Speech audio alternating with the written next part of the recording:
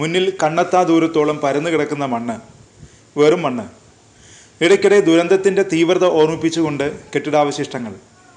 അവയ്ക്കുള്ളിലെല്ലാം മനുഷ്യർ കുടുങ്ങിക്കിടക്കുന്നുണ്ടാവാം.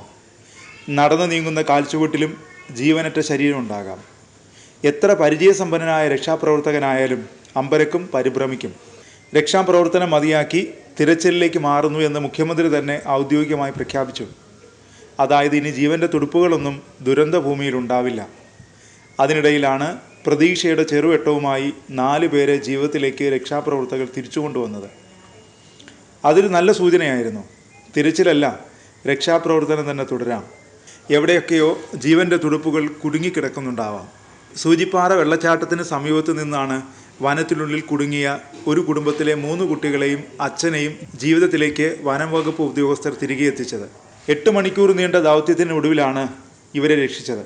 ആദിവാസി കോളനിയിൽ ചിലർ പെട്ടിട്ടുണ്ടെന്നറിഞ്ഞാണ് വനംവകുപ്പ് ഉദ്യോഗസ്ഥർ ഏറാട്ടുകുണ്ടിലേക്ക് ഇറങ്ങിയത്.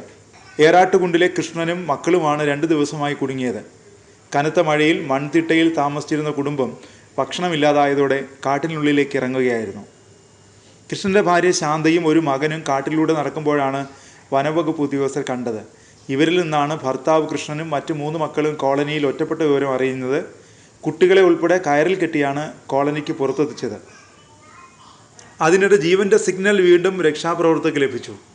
റഡാർ സിഗ്നൽ ലഭിച്ച സ്ഥലത്ത് രാത്രിയും പരിശോധന തുടരുകയാണ്.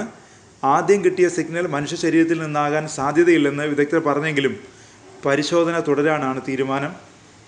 ശക്തമായ സിഗ്നൽ ലഭിച്ച സാഹചര്യത്തിലാണ് പരിശോധന തുടരാൻ തീരുമാനിച്ചത്. മുണ്ടക്കൈ അങ്ങാടിയിൽ അത്യാധുനിക തെർമൽ ഇമേജ് റഡാർ അഥവാ ഹ്യൂമൻ റെസ്ക്യൂ റഡാർ ഉപയോഗിച്ച് നടത്തിയ പരിശോധനയിലാണ് മണ്ണിനടിയിൽ നിന്ന് തുടർച്ചയായി ശ്വാസത്തിൻ്റെ സിഗ്നൽ ലഭിച്ചത്. 3 മീറ്റർ താഴ്ചയിൽ നിന്നാണ് സിഗ്നൽ ലഭിച്ചത്. ഉദ്യോഗസ്ഥർ സ്ഥലത്ത് സൂക്ഷ്മതയോടെ മണ്ണ് മാറ്റി പരിശോധിച്ചെങ്കിലും ഒന്നും കണ്ടെത്താൻ സാധിച്ചില്ല. പരിശോധന നിർത്തി ഉദ്യോഗസ്ഥർ മടങ്ങിയെങ്കിലും പരിശോധന തുടരാൻ നിർദ്ദേശം ലഭിച്ചതിനെ തുടർന്ന് എല്ലാവരും തിരിച്ചെത്തുകയായിരുന്നു. ഒടുവിൽ മനുഷ്യ സാന്നിധ്യമില്ലെന്ന് ഉറപ്പാക്കി വെള്ളിയാഴ്ച രാത്രി ഉദ്യോഗസ്ഥർ തിരച്ചിൽ മതിയാക്കി മടങ്ങി.